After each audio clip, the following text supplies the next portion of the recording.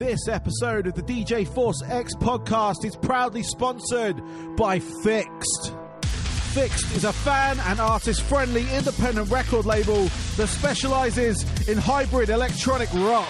It's home to the likes of Celldweller, Blue Starly, I Will Never Be the Same, Richie Nix, The Algorithm, Voicians, See the Akira, and a whole bunch more. Check out their latest label sampler for just $1 at their official store, fixedstore.com. That's F-I-X-T store.com. Save 10% off your first order by using my coupon code FORCEX. That's F-O-R-C-E-X. They have loads of shirts, hoodies, stickers, posters, and many other accessories for all their artists, and this is available worldwide with fantastic international shipping rates to go with that. So head over to fixedstore.com and check them out. And don't forget, use my coupon code FORCEX.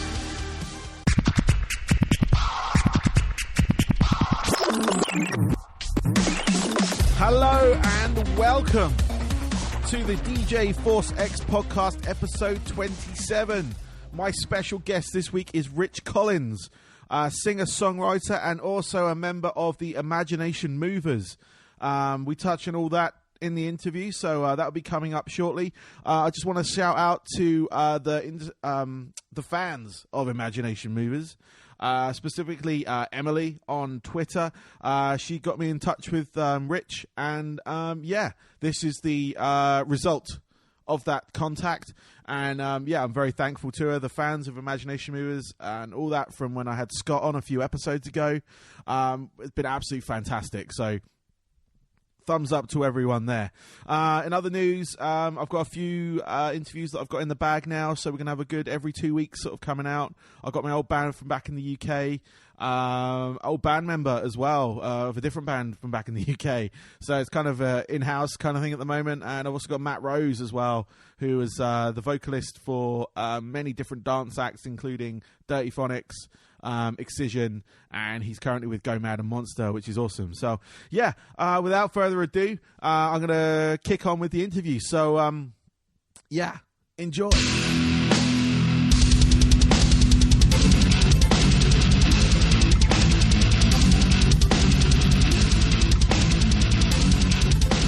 Welcome to this week's show. I've got a very special guest.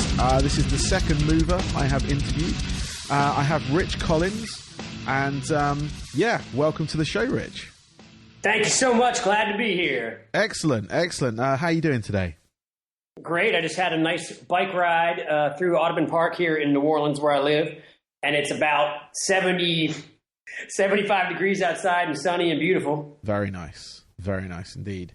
You are part of the Imagination Movers group. I spoke to Scott just before Christmas. Nice. About the movers and things like that, and it was very good. And I've got to give a big shout out to your fans. They've been absolutely fantastic. When I had Scott on here, a lot of people responded to it, and then it's probably one of the biggest responses I've had for my podcast. That's great. And then they got me in touch with you through a lovely lady called Emily, and here we are with this one. Well, let me give them a shout out too. I certainly appreciate. We have a really, really enthusiastic and kind and intelligent group of fans that have been helping us over the years. You know, you live and die by the people that support you, and Movers is now in its. We're more than 10 years into our project, and those guys are the lifeblood. So thank you, everybody. Awesome. Yeah, no, they are great. Every single one of them on the social media that they've contacted me and everything, just been absolutely fantastic. The movers. We'll start with doing a little bit on that. We touched quite a bit of that with Scott, but I want to get your perspective on it. So sure. You're like an alternative rock band for kids, essentially. You all play your own instruments, which is absolutely brilliant. A lot of the sort of kids entertainment side of things is very much processed, I feel, in because I've got two kids of my own, so we've gone through the sort of cycle of many of these kids shows and having music as part of it. How old are your guys? They are now 6 and 8. Cute. Yeah, and they love you guys totally. So That's awesome. Even now, they still watch it, and we need to get back down to Tampa so we can play for y'all. Yeah, we actually missed the show. We were here when you played at the Tropicana Field. That was fun, man. Yeah, we were actually pre-booked elsewhere that day, and it was one of those things I wanted to take my kids because I'm not really taking them to a live show, like music show yet. And it's one of my passions, being a sort of musician as well, and I've been in bands and played, and it's one of those things where you have that experience of your first show. What's your instrument? My instrument of choice, it was mainly the electronic side of things, so keyboards, and I was a DJ in a rock band for a good sort of 10 years. Oh, cool. But I also play bass guitar. Oh, but that's fun. So you can play bass, but you also do like you can do all the modern stuff too. That's fun. Yeah, good skills. It is. It's good fun, and I do miss it. I've been out of a band for a while now, but once the kids get a little older, you can Yeah, I'm hoping to pass on some of the musical, instruments and things like that, like learning of them and understanding them and appreciating them to the kids at some point. So I actually was beaming with pride last night.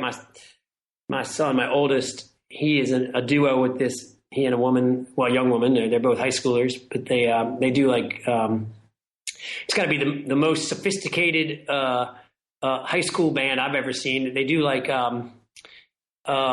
jazzy, jazzy bluesy R&B songs. So or like chilled out interpretations of pop songs. So like they do La Vie en Rose. Yeah. And the girl's half French, so it's like nice. The whole thing is incredible. And my son plays guitar and drums. I thought, man, he's only 16. I was like, I was not doing anything that cool when I was 16. Yeah. No, I don't know how you're going to feel once my kids start doing stuff like, because they've already started doing talent shows and things at their schools. Oh, it's great. So they're already up on stage singing and dancing and things like that. So it's a kind of surreal, but because at that moment I'm like, at that age, I would never have done that. Yeah. It took me a while to come out of my shell, so to speak. So it was I've kind of had that moment, but I want to see them like start learning the ins and outs of making music and things like that. So cool. Yeah, it's very cool. Very good being a parent and being able to pass that kind of stuff on and having that experience within the industry as well. So So yeah, with the Movers, I know you're currently this year you've got a new album. Is that correct? I just finished and released an album called Golden Pick, and you can, if you search Rich Collins Golden Pick, you'll see the first video up on YouTube. So I mean, it's been Movers was a chance for me to finally really learn how to make songs from start to finish. We started the whole project us. Drinking a beer and recording songs after the kids went to bed. And I had a little Pro Tools rig in my house. Yeah. And then, it evolved and evolved and evolved until we were like, producing the television show at the soundstage, and with the crew of 100 people and millions and millions of dollars budget with the whole Disney, that whole moment in our life where we had a soundstage and a full-time music producer and a recording studio. And so, we probably we're getting close to 200 songs that the Movers have written and recorded. And so, for me, whenever we travel, I always write lots of, I basically have a guitar. I have it in my hand right now, actually. Yes, but, I can see. I have a guitar in my hand at all times, and this guitar, in fact. And so I just write songs. That's what I do, basically. That's my, hobby and my passion. And so, there's plenty of songs that I create that are for purposes beyond Movers. And so, I made a first record 2 years ago called That Escalated Quickly. You can get it on iTunes and Spotify and everything. And then it was a little bit more rock, a little more rootsy rock.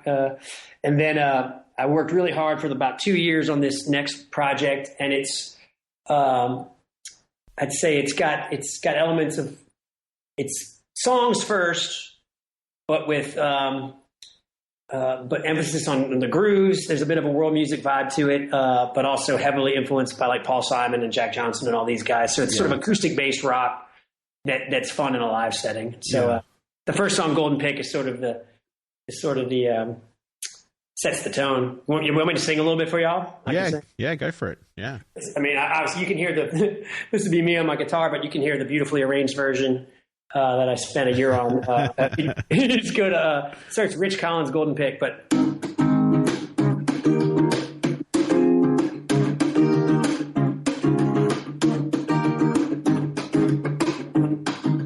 Got a ukulele with a golden pick, gonna write a pretty little song with it. Tell my little baby that I love her so. I got a guitar with a silver string, it sound like heaven when you hear it ring. Open up the gates and let them sing for you, all for you, yeah. Na na na na na na na na na na na na na. Tell my little baby that I love her so. Whoa. Na na na na na na na na na na na na na. Tell my little baby that I love her so. Whoa. And pounding out a rhythm on a beat up drum. One day you'll get it covered up in platinum drum, and I'm playing a rhythm for you. And diamonds all over my microphone. When the spotlight hit it, gonna see it shine. Say that you love me and I'm gonna give it all to you. All to you, yeah. Na na na na na na na na na na na na na. Tell my little baby that I love her so. Whoa. Na na na na na na na na na na na na na na. Tell my little baby that I love her so. Whoa. Rock the rhythm one time. You are the reason that I got the rhyme. Bring it back to you. Bring it back to you. Star come out at night. Your eyes are twice as bright. Yeah, bring it back to me. Bring it back to me. Oh, yeah. Hey. A little flavor. That was really good. Thank you for that. That was awesome. I have to play that. I'm doing a performance, getting ready to do a bunch of performances to, sort of here in New Orleans, just to kind of build some momentum for the album. And I have the first one next Monday, so it's a good thing I just did that right now. So I know, a little bit of practice for you. Make sure I don't forget the words. No, it's all good. I mean, like I said, I listened to your album when you sent me that link to your Bandcamp page. I listened to the album a couple of times through, and I can definitely hear the sort of Jack Johnson influence, a bit of John Mayer, things like Jason Mraz, things like that. Yeah, for sure. It's funny. Like inside, the funny thing about Movers, right, is that we got to do hip hop, rock, country, pop, indie, tons of like 80s like throwback stuff. So we're all over the place. So it's funny. One challenge for me is that I have to try and sort of focus myself a little bit. And so my inspiration for this whole project was that, it's the way I enjoy music right now is have a Sonos system in my kitchen. Yeah. I have 5 kids. My life is basically centered around the house, around my, family. We cook and clean 3 meals a day. Friends are coming through the kitchen all the time. Yeah. So basically, it's that music. This is music for that life. It's like when I put on my wife likes bossa nova and Brazilian music, so we put on that channel when she's cooking, or we put on Jack Johnson, or we'll put on like an old Louis Prima channel, all that kind of stuff. So that was my inspiration. It's funny though, because right now I'm working on. I'm fortunate that I've got some other projects going right now for some other people, and I'm getting to do some more rock stuff. Nice. Well, it's good. I mean, you keep him busy, and you're switching it up every time. Which well, I laugh because I thought I'd grown up completely, and I'm like, no, I still haven't grown up. I still want to rock. Yeah, no, you never grow never grow out of that. It won't matter. You'll be 70, and it'll be like, no, I need to rock out. Yeah, look at the Rolling Stones. They're still shredding. Exactly. They're still going. You got Black Sabbath still going. And I read an interesting article last night that was talking about the new world music. It's not what you think. The new world music is metal. Because all these countries like South America, China, Indonesia, all these like these international audiences have just embraced and built this huge like heavy metal black market. So like when the whole music industry itself obviously is basically cut in half over the last decade. Metal is going great. It's going strong. They actually sell CDs in China and by the millions still. And Indonesia's this huge metal audience. I thought, wow. Yeah, it's certainly. I mean, I was part of that movement in music back in England, and that fan base very much. Some of the younger ones, not so much, because we were around at the cusp of a lot of the like peer-to-peer sharing music, things like that. Yeah. Whereas before it was all transferred on CDs or cassette tapes, if you want to go back that far, when people were sharing stuff. But they still want CDs. They still want that physical product, and those CDs sell well. It's so amazing. It was such an inspiring story to read, Yeah. And then all these like Russia's got a huge metal scene, and yes. Yeah. And the coolest thing, the fact I read.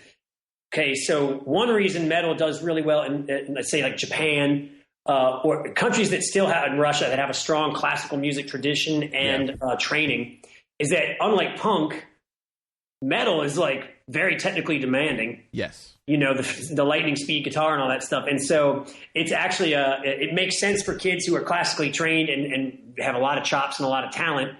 They can segue into that community, into that culture very easily. Yeah.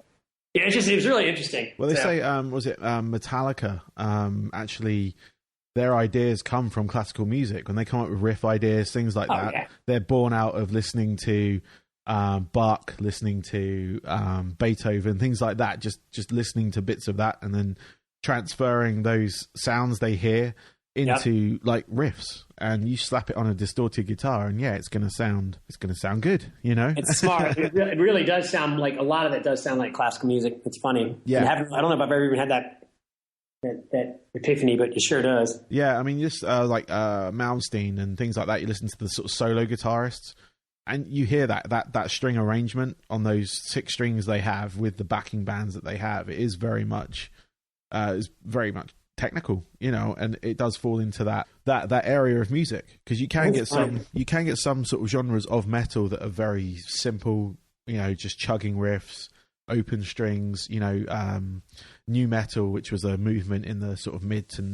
90s to sort of like the early 2000s. That's like Limp Bizkit and all that. Yeah, like that. And those riffs, generally, if you listen to a lot of those bands, it's very much, sort of chugging, very basic riffing, but very powerful and very like detuned as well, so it sounds really heavy. Yeah, I mean that sort of reminds me of what the more pop version would be Rage though. But they like the Rage Against the Machine, except for Tom Morello being such a kind of a sort of a guitar genius. I mean that's real. All the licks and everything are pretty simple and just fun, like old funk riffs and stuff. Yeah, that's kind of it's funny. I'd say. Well, movers in our live concerts, we have more than one Rage Against the Machine reference. Really? Absolutely, yeah. We actually do a song where we you'll know if you know Rage Against the Machine's canon, you'll know the reference. But we have a line where yes ma'am, I'm going to do what you told me. Nice. And then but musically, I mean we have a few licks and things that we play that are that are right, basically pulled straight from their playbook. So yes, yeah, they I was in the UK when there was a movement to get Rage Against the Machine to the Christmas #1 slot, which is a coveted like singles position. Oh, it's funny. The UK, so if you're #1 at Christmas, it's like everyone's going to hear you and all that kind of stuff. And the backlash against like X Factor and things like that, like Simon Cowell's like Empire. Oh, they didn't want all that syrup pops. They're like, let's get something hard. And people were fed up with having the winner of that competition. It was that one. Oh, gotcha. Yeah, it was that song. And I remember hearing they did a performance on BBC Radio 2, and they were told specifically not to finish the song with those words. And they did. And it was like that just shot them to #1. Everyone was like, yeah, we don't want the sort of generic it worked. pop. Yeah, it got to #1. Yeah, that was the Christmas #1 in, when was it? I think it was like 2000. Must have been about 2009, I think. That's a trip. 2010. Of course, anything about Christmas #1 just makes me think of the movie Love Actually. Yeah. Love is all around me. Yeah. I love that version with Bill Nighy as the it's great. So yeah, I mean, with this, we're going to talk a bit more about your album. Sure.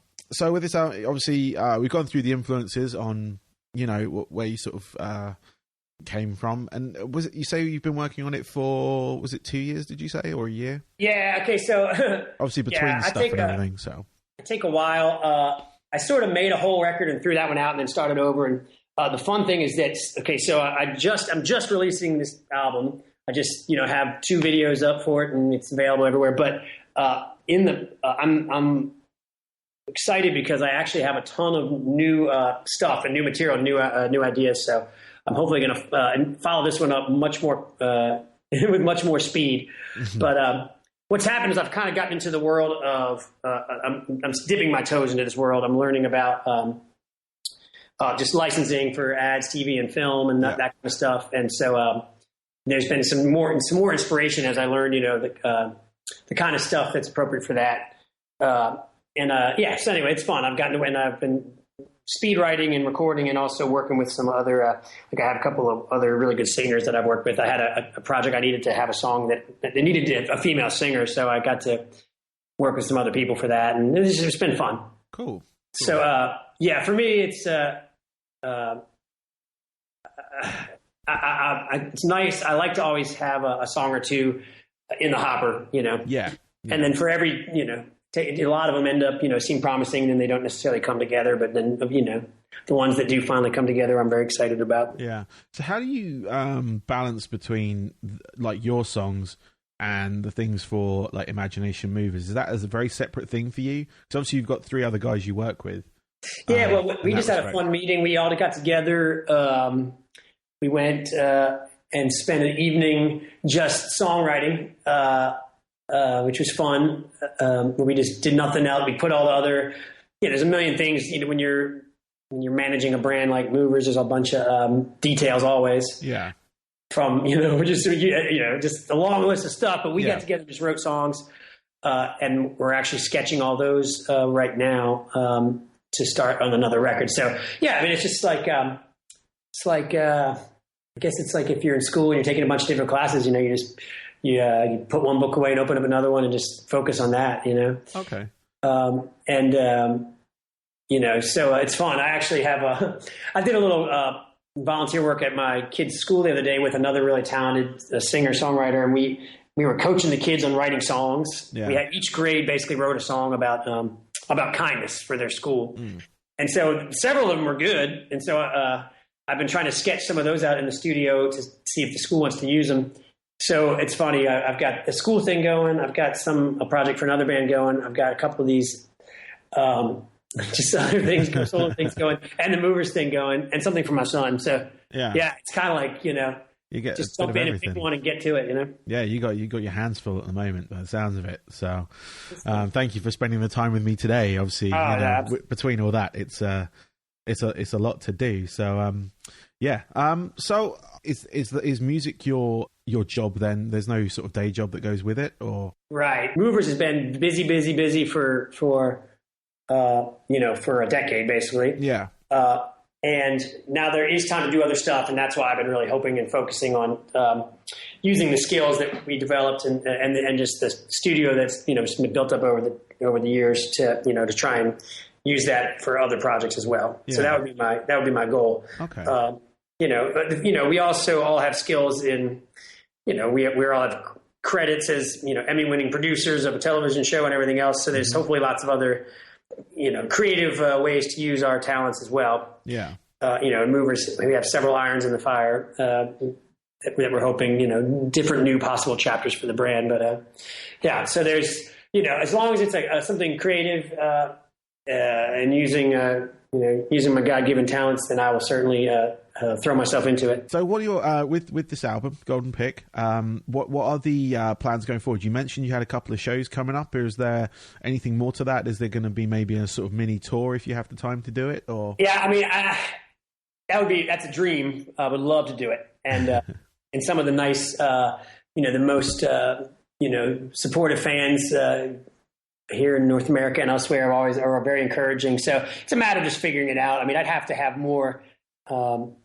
have to make more progress and build more momentum before that would make any sense. But I would love to do it. Absolutely love to do it. But right. In the meantime, I'm just focusing on making the songs as good as they can be, and then also, doing some work here around town, just kind of seeing where it takes us. So you obviously keep the two musical projects separate, but would you incorporate any of your solo stuff into a Movers show, or would it be is that something you like to keep separate? You want to have that built up on its own because you've already got this one entity. No artificial barrier. It's just one thing. I mean, we as movers have got so much content that it's like there's plenty to choose from. But one thing that happens is sometimes a song that'll start in one world will end up in the other, and vice versa. So you never know. Okay. I appreciate the guys that are, they're very supportive of, for years and years have been just supportive of we all support each other's projects, creative projects and musical projects. So. Yeah, well, that's good. I mean, a lot of groups, like I know when people have solo projects, it can cause issues between them. But because I think you guys have that relationship where you, like you say, you're very supportive of each other, and it's good to hear that kind of thing going on. So. Yeah, and also, I mean, it's fun because Movers is such a specific thing. Yeah, doesn't really, it's pretty stress free in the sense that if someone's working on something, that's in a creative thing, but not in the same world. I mean, I certainly wouldn't go. I don't think any of us would go create a different family or children's entertainment project. Yeah, no, that doesn't make sense. Does it? So. We're all that goes in that category. Hey, let me give you another little. Yeah, go for it. Yeah, I'll give you a little half song.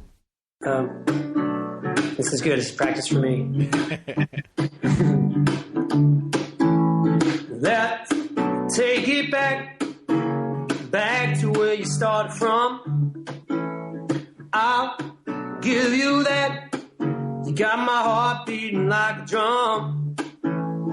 Up on the roof, staring at the clouds, and we're never coming down. I'm next to you, and watch the stars come out. One unstoppable world, start a conversation with you. Wanna spend some time. Here's an invitation for you. Hold on tight. Here come a hurricane, watching the satellite fly on the plane. Somewhere down in Mexico, never coming back again, son. On the beach, got my wayfarers on in the shell beneath my feet. Look at the sky, singing over my mind. Wanna stop the world, start a conversation with you. Wanna spend some time, here's an invitation for you. We can watch all the cars drive by, maybe count every star in the sky. Oh, stop the world, start a conversation with you. Yeah. Cool. Thank you again. It's the first time I've had a performer actually perform on my show. How's it sound? Does it sound like it sounds good. I mean, as good as it sort of can through here. There's no it's not distorting as far as I can hear. So my favorite way to record is the like everybody else is the iPhone. The iPhone voice memo is like the compressor on that thing. You can get great recordings. Yeah, have you seen the new one, the Music Memo app? I did. I got super. Actually, Mover Dave sent me.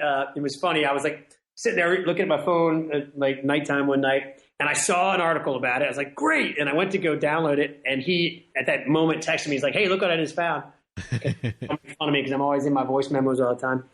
The truth is, I've downloaded it, got excited about it, and then I went back to using the original one. Yeah, no, I know. I just wonder if you'd seen it because it's a pretty handy app because I like to, when I'm creating music, if I think of a beat or something or a sort of basic riff, I'll just put it into this. I just, with my mouth, just go whatever beat is that I'm thinking of.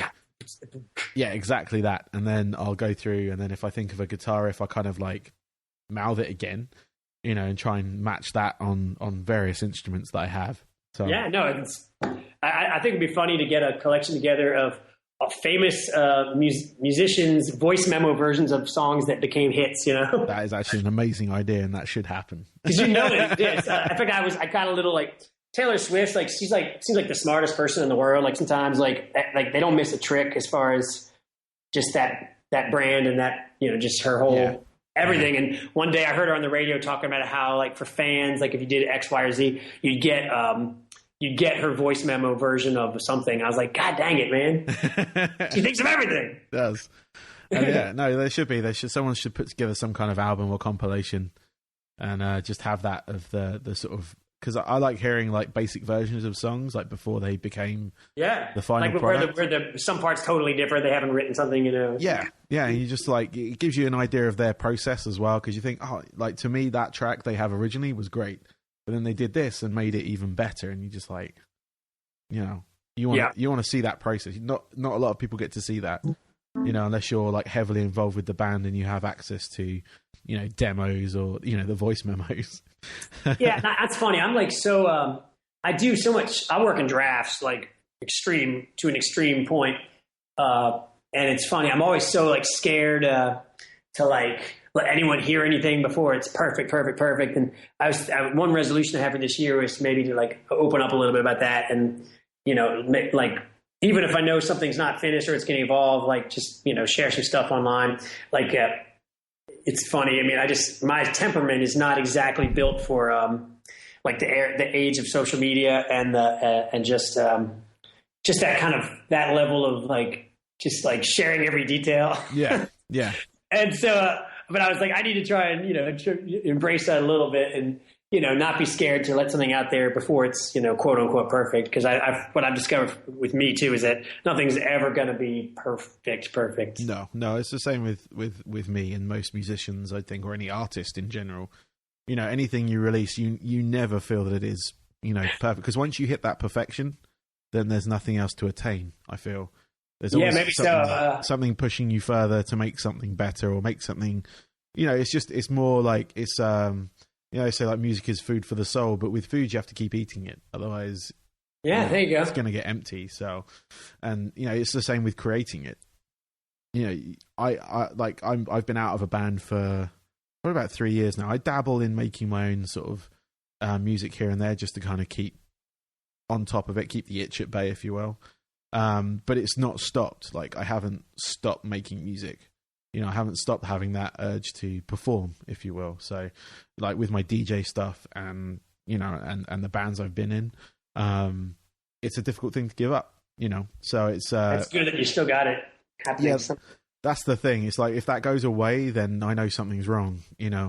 That if that creative urge leaves me, occasionally, you run out of ideas or you have writer's block, but it's like it's going to happen. Then something one day is just like bang, going to hit you, inspiration, and you're back on the horse, if you will. So, that's I'm almost scared to talk about that stuff. I don't want to jinx it.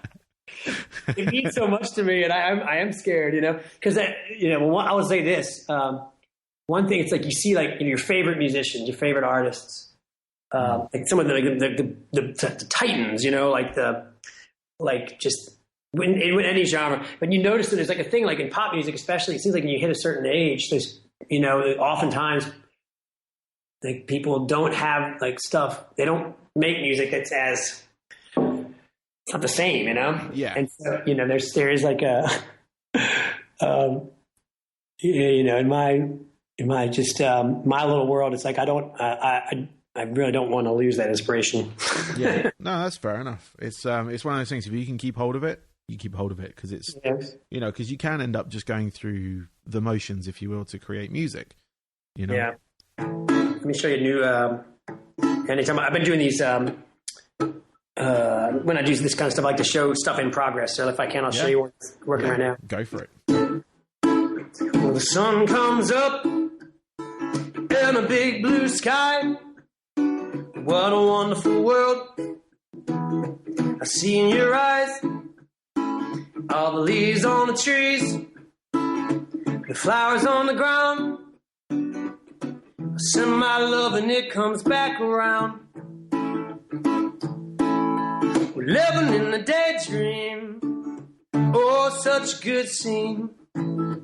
Living in a daydream, what a wonderful world, yeah. You got me, and I got you. We got all day. What you wanna do? 'Cause I wanna be right where you are, lying underneath the sky full of stars. You know we're living in a daydream. Oh, such a good scene. Living in a daydream. What a wonderful world. Yeah. Soaking up the sunshine. Sending you a valentine. Living in a daydream. What a wonderful world. Yeah. And I've seen some rainy days. And on the wrong side of a wall. My dear, you know that all changed the first time you answered my call. You got me, and I got you. Green grass grows, little kids too. Sun goes down, and the stars come out. You, my dear, I have no doubt. You know we're living in the daydream. Whoa, such a good scene. Living in the daydream. What a wonderful world. Yeah. Awesome. Thank you. I probably have to do that song. All the songs I played, my top E string is like broken on this guitar, so I can't hit it. Otherwise, it sounds quite distant. So I'm having to carefully play around that. That's all right. It just sounded fine. Couldn't tell. It was good. It was good. Thank you. Again, third track as well. Thank you for that. And what was that one called?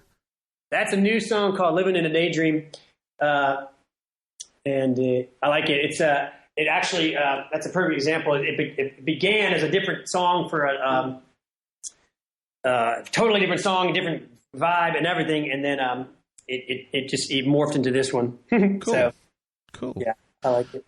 So I got a couple of questions left, but one I ask pretty much everyone I speak to on here is just to give me 3 albums that kind of mold you as the person and musician that you are. 3 defining albums in your life. Yeah. Okay.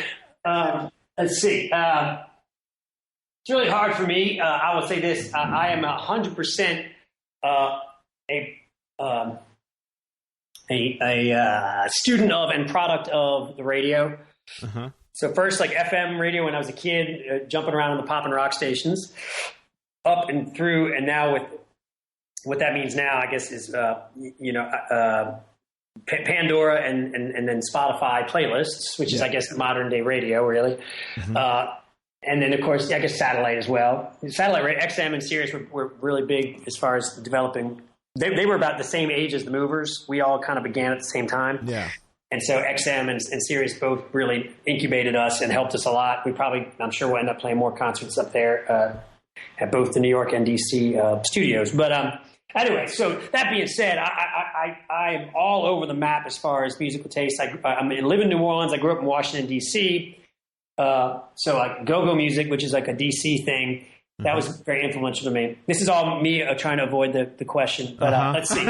So if I had to pick, so with that disclaimer, that like I jump from artist to artist all the time, and let's see, influential albums. I would say, oh God, okay, The Police, Zenyatta Mondatta. When I was a little kid, the pop the arrangements, the energy, and the drumming and everything, and that completely riveted me as a kid. So that I'd say is my childhood pick. Let's see. In the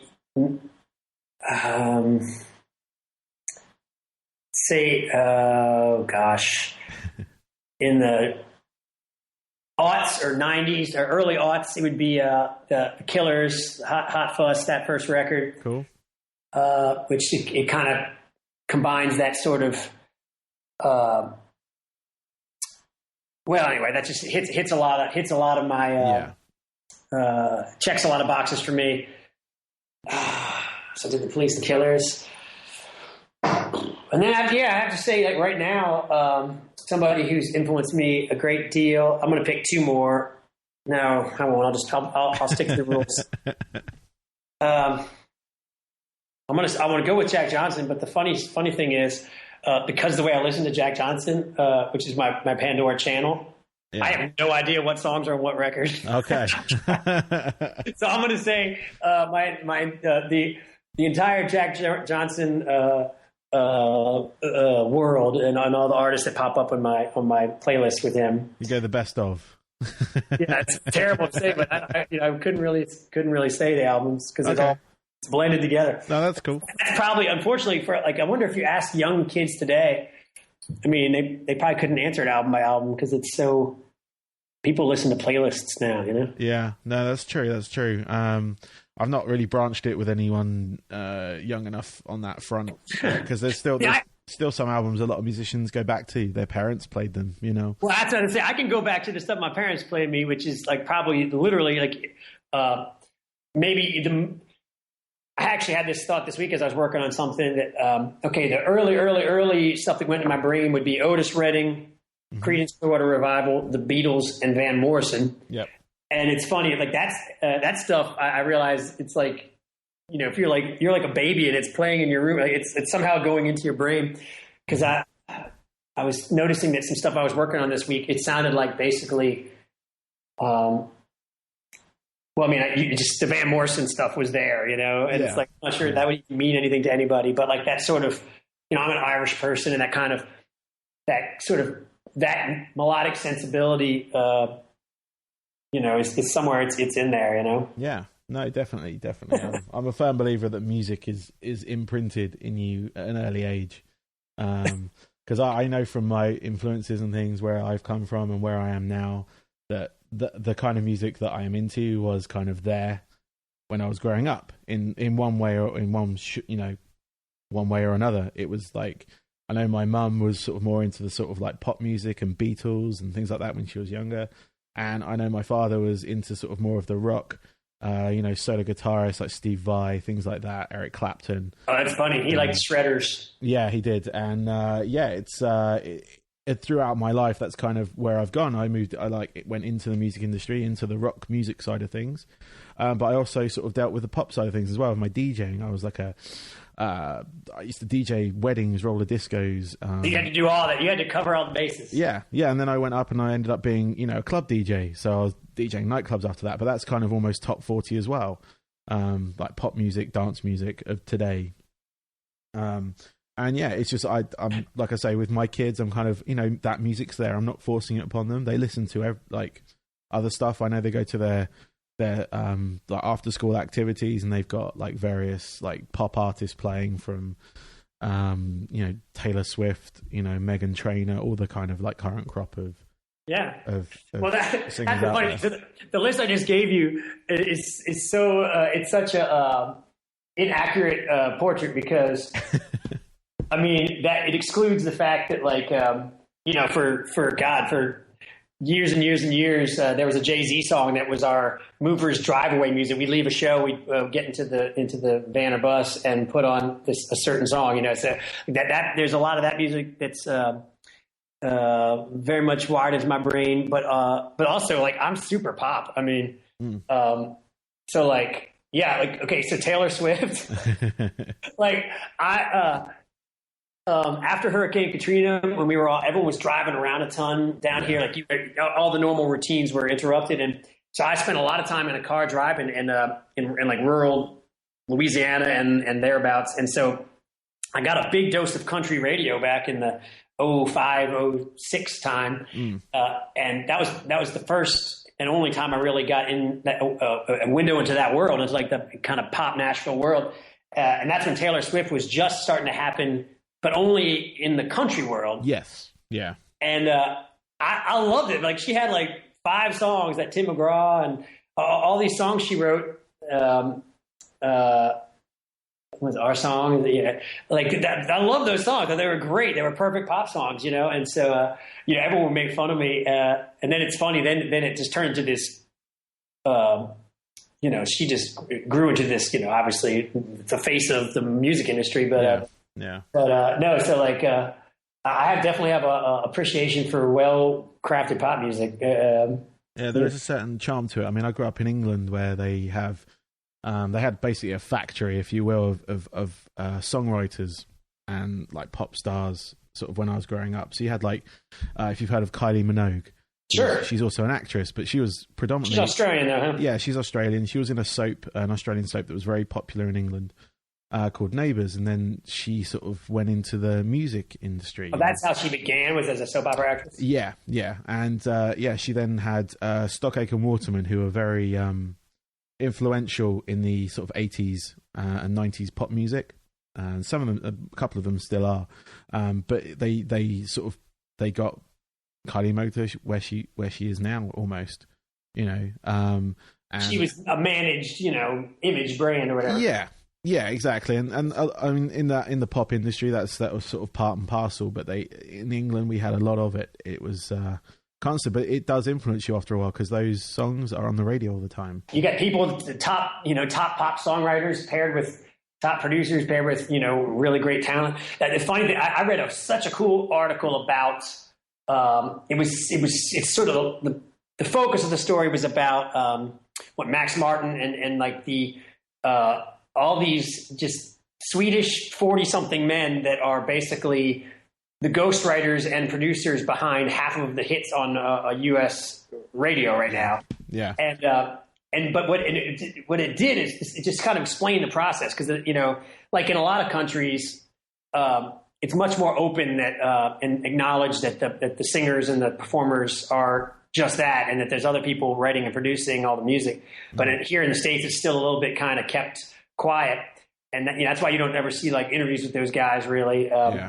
But explain the process, and the quote I remember so much that it was like to think that, say, someone like a current superstar singer, to assume that he or she wrote the song that's a current hit would be like thinking that Will Smith wrote the script to Independence Day. It makes no sense. Like, you this person who's a huge talent, they've got charisma like pouring out of their pores, and so you're going to have them be the face and front this thing, and then you'll have the absolute best people doing every other element of the job, just like you have a director and a producer and a screenwriter. It's like, oh, of course. Yep. So Katy Perry is to music what Brad Pitt or somebody is to movies. It's like, it's the same process. They're the star, I was like, that makes sense. Away from the music, I know you mentioned you like to go on bike rides and stuff, but do you have any other hobbies or passions away from like the music side of things? Okay, I think I can be reduced to this. It's writing and making songs, hanging out with my kids and family, and just kind of doing, I mean, obviously there's a million details with that, but just kind of being around this insanity here at my house. And then, the other reason why Movers was so fun for me is that I love movies. And so that's probably my other biggest hobby, is just kind of hobby-wise is keeping track of all that stuff, all the it's funny. I read the reviews and track and everything related to. I do that more than I actually see the movies. But to me, that's like my hobby. Yeah. That plus New Orleans Saints football. Oh, not sports in general, but specifically the Saints. Yes. Which I almost have to like. I have to keep some control over. It gets a little obsessive. But those are my hobbies. Nice. Excellent. That's my family, the music, the movies, and the Saints.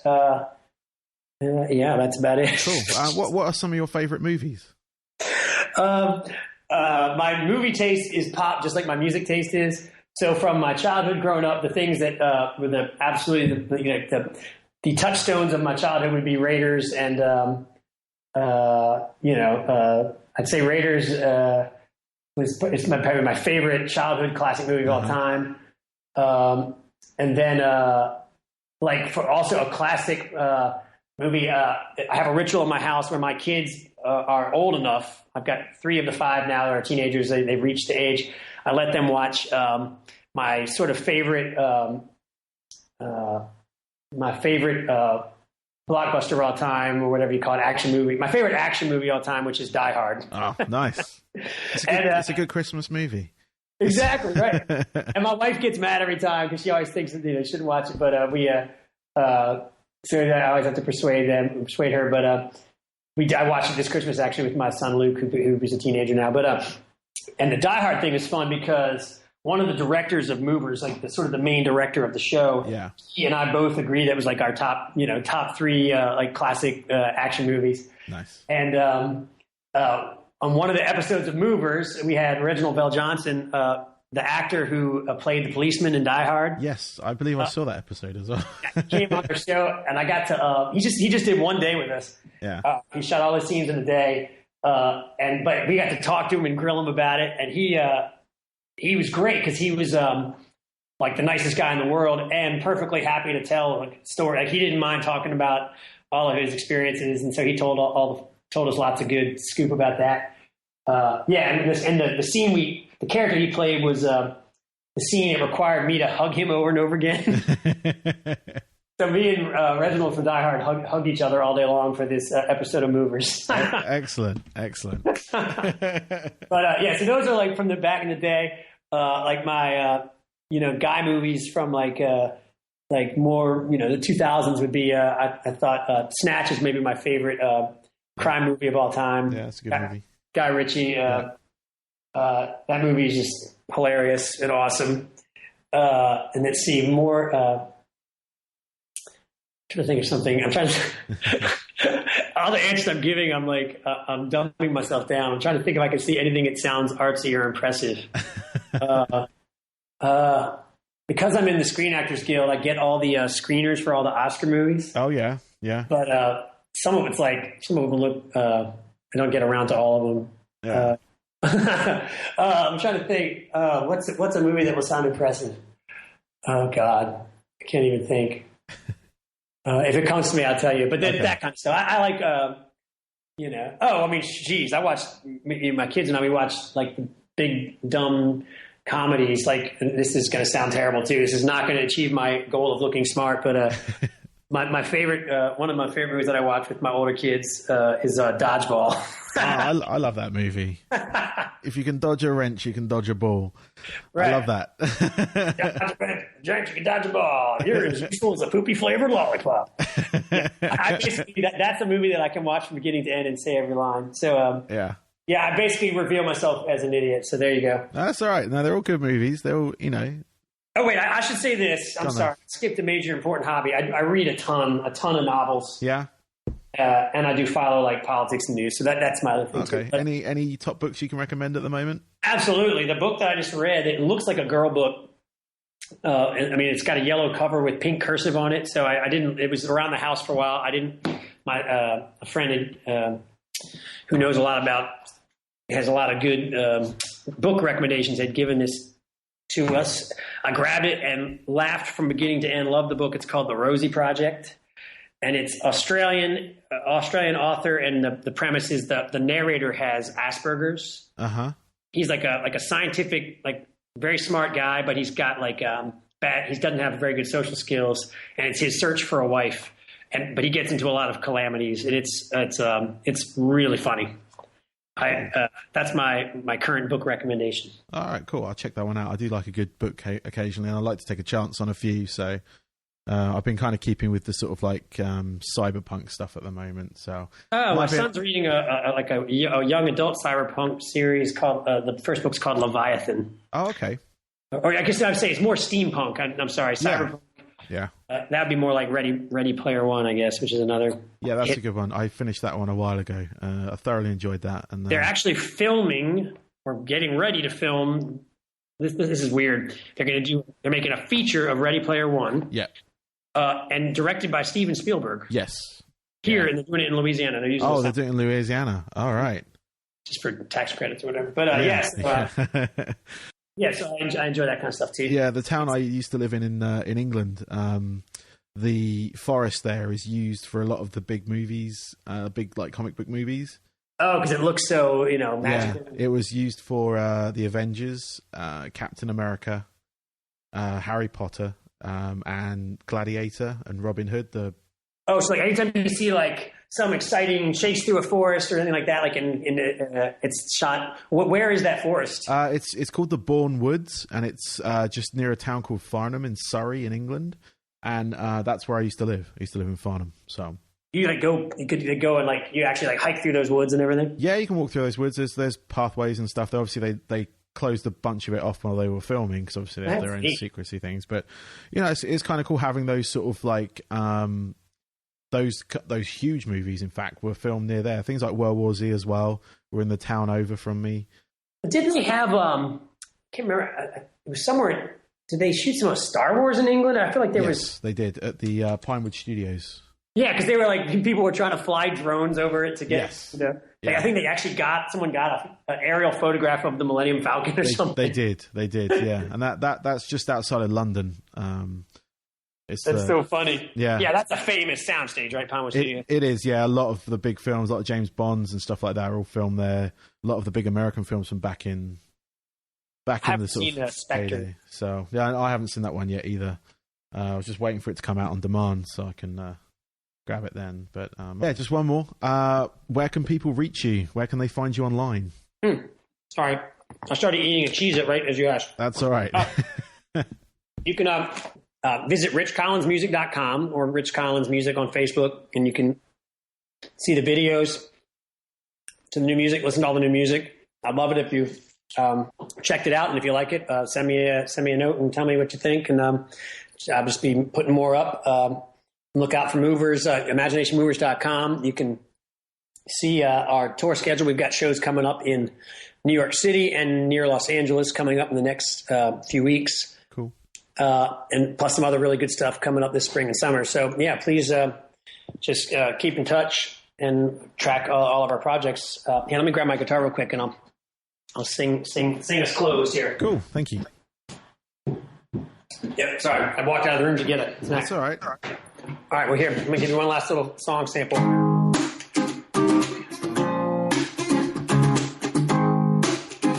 This is called You Broke It, and You Broke It, and I Bought It. Hold up, I'm just saying, and I don't even understand why you're playing outside in the cold, and you know it's raining. Now, last night I went crazy. A couple dramas and the rest of it is hazy. Like a baby with a bottle. Just like a baby with a bottle. You broke it and I bought it. Threw it up in the air and then I caught it. Oh, inevitably. You're leaving when I'm bleeding. Does it keep on repeating? Oh, listen to me, yeah. I don't know what you're thinking, but I got a feeling that the boat we're on is sinking now, like a fish out of the water. Yeah, it's like a fish out of the water. If you look up and the sun is shining, I got my toes in the sand on this island. Listen the way you go about it. Yeah. Listen the way you go about it. Yeah. You broke it and I bought it. Threw it up in the air and then I caught it. Oh, inevitably. Leaving when I'm bleeding. But does it keep on repeating? Oh, listen to me, yeah. Cool. Thank you very much. I think we're going to end this show there. So thank you very much, Rich, for doing that. Good luck with your album, Golden Pick. Good luck with the Movers as well, with those shows you got coming up and everything. And yeah, thank you. Great to meet you. Thanks for taking the time and asking me all those questions. And talk to you soon, bud. Yeah, talk to you soon. Thank you, man.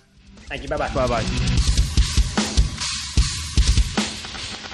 So yeah, there we have it. That was Rich Collins. Go check him out. richcollinsmusic.com. Check him out on Facebook, Twitter, Bandcamp, all that kind of stuff. New album, Golden Pick. It's great. It's got good summer vibes, and I would suggest picking it up if you like that kind of stuff. So or even just go. It's on all the streaming outlets as well. You can go to Spotify, Apple Music, all that kind of stuff, and it's all there. Throw him a line on Twitter. Throw him a line on Facebook. Dropping them an email, all that kind of stuff. Check out the videos on YouTube and all that kind of good stuff when it comes to music and things like that.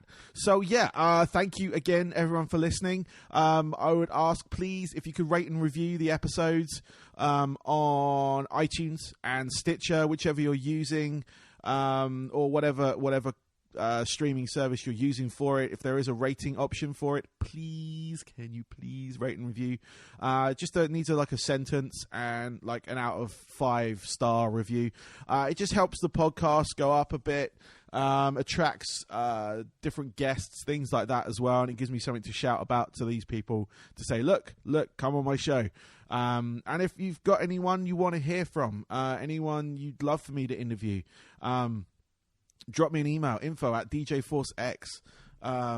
Just do that, and that'll be awesome, because I'm always looking for new bands, new musicians, artists, comedians, performers of some kind, or just someone interesting who wants to chat, authors, things like that. Just looking to switch it up a little bit, get some different style of people in. But anyway, thank you for downloading and streaming this episode. I'm very much in your debt on that front, but if you can please rate and review, that would be absolutely fantastic. Thank you very much. So until next time, this is DJ Force X out.